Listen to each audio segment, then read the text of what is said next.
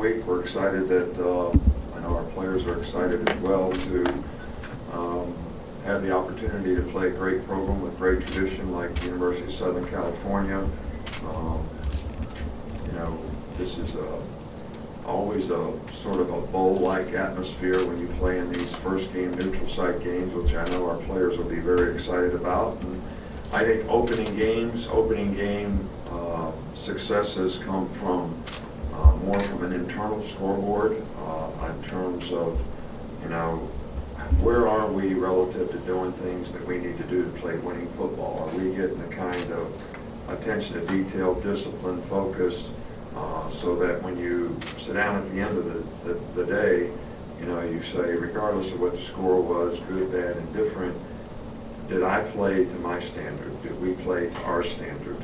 Are we doing things relative to the standard that we have created for each individual player, for my unit, for our units, and you measure yourself based on that, not what anybody else thinks or anybody else says. And I think that's really, really important for our football players and our football team, especially at this point, because there's no identity at all, regardless of what's been said, voted on, or anything else. It means nothing in terms of what we need to try to create as an identity as a football team. So, Southern Cal has got an outstanding team, in my opinion. Clay Helton has been there for a good while. They've been very productive offensively under him. They have 9 starters back on offense, which very, very good offensive team. I mean, a couple of really good runners. Juju Smith is a good receiver we're going to play against all year. Their offensive line has a whole bunch of starts between them, and they're very quality football players. They've been able to run the ball effectively, against most people that they've played. So I know they have a new quarterback, but he's a very talented guy, and I'm sure he'll do a great job for them. Defensively, all word is that they're much improved. They've got new coordinators, done a good job with these players. They've got an influx of new players, so they've got some very talented guys on special teams as well. Great returner. Very explosive in the kicking game. So this is going to be another area that's going to be very challenging, for us. Overall, I think this is an outstanding team, and I think it's going to be a real challenge for us in many, many ways in terms of who we're playing as well as who we are in terms of what we need to do. From a quarterback standpoint, which I know this is the first question you're going to ask, we're sort of down to 2 guys here.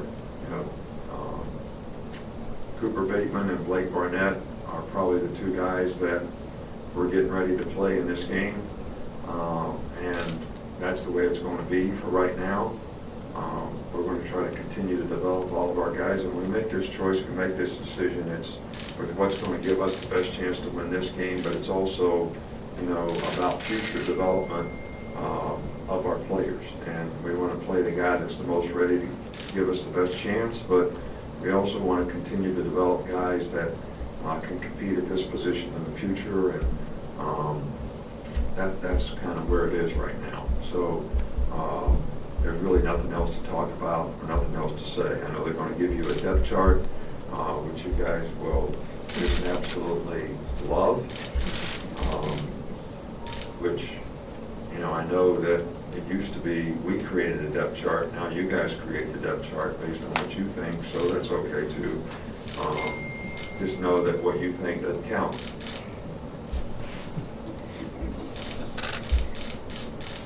You ready, Coach? Yeah. Start the back with Cecil. Since you answered our first question, second question is running backs. Is that the same sort of situation? Are you down to 1, down to 2? Well, we've always played 2 guys here, and I think that the 2 guys that we'll play in this game is Bo Scarborough and Damian Harris. They're the guys that have been in the program longest, and they've had the best camps. And we have 2 young guys. Both of the freshman running backs are guys that we want to continue to try to develop, and they both could see action in the game as well. Back up your front right with Mark. Just in the last couple of practices, we've seen Bradley Bozeman get some work at center. Is that an ongoing competition between him and Ross, or is Bradley the guy at center with Ross at right guard? It's on the depth chart. We're going to play Bradley at center and Ross at right guard. So, you know, we've kind of, it really wasn't a competition at center. It's really was more of the best, what's the best combination of guys, you know, for us to play. So that's kind of how it is. Go with Michael right here in the middle. Just with Cooper, how far has he come as a quarterback, and how ready is he to play these kind of important snaps? Well, I think the big thing that Cooper has a great knowledge of the offense, really manages things well when he's out there because of his knowledge and experience. I think he's continued to improve his passing ability, and you know, we have a lot of confidence in him. So we feel good about the progress he's made. I don't think any of us are satisfied with any part of our team right now in terms of trying to continue to improve and develop. And certainly quarterbacks not any different. And the quarterbacks themselves probably would tell you the same thing. Back in front here with Dwayne. It was just about Hurts, obviously. You narrowed it down to two, but what did Jalen show you throughout that even had him in it this deep in the competition? Well, Jalen's got a tremendous future. I think he's got great ability. I think that what you have to be really concerned about is a guy ready to go out there and not just do things that he can do, but can he run the offensive team? If the back's lined up on the wrong side, is he going to put them on the right side? Is he going to be able to point out the protection right so we can pick up the blitz? These things are things that we want to continue to be able to develop, you know, in the players so that when they go out on the field, they can have success. Jalen Hurd has tremendous ability. We are not giving up on that ability, and you know, hopefully we'll be able to develop it so that at some point in time this season he's going to be a productive player for us. Front row on the left with Ken. I wanted to ask you about Trayvon Diggs, getting time on both sides of the ball in camp. Talk about his skill set a little bit, but also just having the aptitude to be able to do some of that. Right. Well, Trayvon Diggs is a very talented guy. We certainly feel like he's a guy that can make plays as a receiver. So we want to try to utilize that ability. We're a little deeper at receiver right now, so it would really be a little more difficult to get him the playing time that we feel he deserves. So we have some depth issues in the secondary. He played defensive back very well in high school. Actually talked about playing defensive back when he was being recruited. So we thought he was the best guy to try to get some repetitions with that could help us in the secondary. And he's handled it very well. I think he was doing extremely well until, okay, we put a game plan in, and now the formations change that they run on the other team, and the adjustments change a little bit. So, and that's usually the challenge with young players, especially a guy that was just learning the position to start with. But he's a bright guy. He's very conscientious. It's important to him, and we think that he can develop into being a really good player for us on both sides of the ball. In the middle with Alex. I'm going to ask you about Blake Barnett. What did he do during this competition that made you think he's ready to obviously get on the field? And what are some things you still want to see from him before you name him a starter? Well, I think that in Blake's case, he's been here for a little longer, a year and a half, and so he's got a little better knowledge of the offense, and he's more confident, I think, in what he's doing. He's gotten bigger and stronger, and he's throwing the ball effectively. So, you know, one of our strengths on our team, I feel, is the receivers, and we want to continue to try to have an offense that can create explosive plays through those guys. So you know, Blake has really been an effective passer for us. So we want to continue to try to develop him and see where his knowledge and experience will take him relative to whether we feel like he can be a winning player at that position or not. Last one, unless somebody else has to. Hey, Coach, you said that this game has somewhat of a bowl-like atmosphere to it, and your team has certainly played in a lot of games like this over the years. How much value do you put on having a roster that's experienced with these neutral site Power 5 openers? Well, I think that there's probably some benefit to it. I don't know exactly specifically what.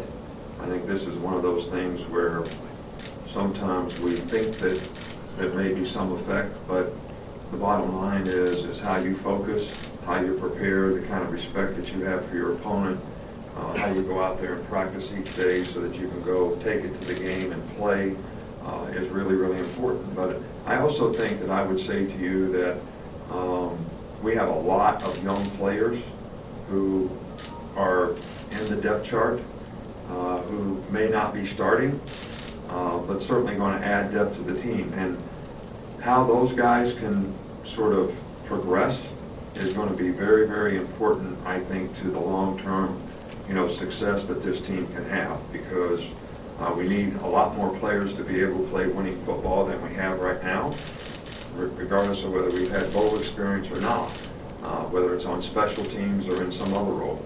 So these are important factors in developing a team, and you know, we don't have that kind of experience in some positions right now, and I think it's going to be important that we can develop that with some of the young players that we have. Okay. Last one, down front here with John Cena. Sorry, another quarterback question. Some coaches have a philosophy they want to get it settled early as they can in fall camp or whatever, but you guys seem to have thrived with them both seeing what they do in the game. What are the benefits to letting them, maybe giving them both a chance to prove in the game? Well, because I can't tell you how they're going to play in a game, especially the guys that have never played in a game. You know, Cooper has played some in the game here, which, you know, I think that experience is certainly a benefit to him. But I don't know how these other guys are going to play in the game. You know, and some guys go in the game and they play a lot better. Rohan Davey was a guy that, you know, I used to, you know, go like this in practice, because some days he would throw the ball end over end in practice and then go throw for 400 yards in the game. And I kind of like that, even though it was hard to take sometimes in practice. But you knew the guy was always going to sort of play well in the game because he was that kind of competitor. And so I can't tell you that about two of our guys because they've never played in a game before. So that's the reason that it's hard to sort of think that you have a crystal ball and you can look in it and say, because of these things, a certain person's going to play better. I don't know that. I don't have that ability to do that. And sometimes you can be very risk aversive in a situation like this, and maybe you don't find out. And maybe sometimes you try to find out, and that can backfire on you too. So there's no perfect way to do it. Thanks, Coach. Thank you.